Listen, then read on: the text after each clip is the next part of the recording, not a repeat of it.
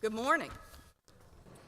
Let me say right off that I'm not here to ask you to give money. Even though we are kicking off a stewardship campaign, I'm here to tell you what St. John's has done for me and how it has transformed my life because of what you give. David Charles Campbell, the man seated back here behind me, is the one person most responsible for my being at St. John's.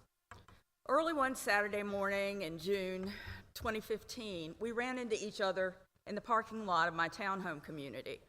And he looks at me and raises those eyebrows and says, in typical David Charles fashion, "Are you going out or are you just coming home from last night?" Well, it was a valid question. I had on a long black dress, pearls, full makeup, the whole 9 yards. Definitely not my usual Saturday morning attire. I told him I was on my way out of town to sing at a memorial service, and sing sparked a whole realm of new questions, and that ended with an invitation to come join the St. John's Choir. I said, I'll think about it. Well, summer goes on, and life is great until August, when everything completely changed. My husband, John, fell down the stairs, broke his neck, and died. We had been married for 20 years, been best friends for much longer than that, and we were also business partners. So suddenly, I'm left with no husband, no job, no income, and 2 adult stepchildren who think I am evil incarnate. Enter David Charles with a handwritten invitation to the choir kickoff dinner. Now, when I walked into the parish hall that evening, I knew 3 people. By the end of the evening, I knew 30. And they were fun, friendly people, and quite patient.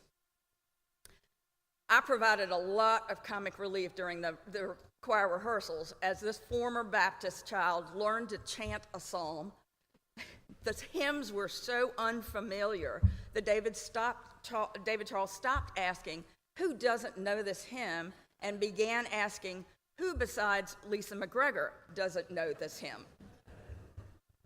Well, my involvement with the choirs led to serving on various church committees, joining the ECW, teaching Sunday school, helping with the music academy, working in the kitchen, serving as interim photographer, and joining the St. Cecilia Handbells. God has a way of putting people, the right people, in the right place at the right time. St. John's provided a refuge from my grief.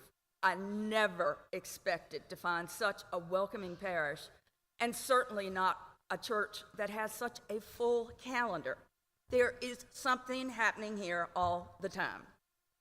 My dad and I talk at least once a week. He's 87, so we do keep in touch. He often says, "You do a lot for that church." My response is always, yes, but that church has done a lot for me. And for that, I thank you.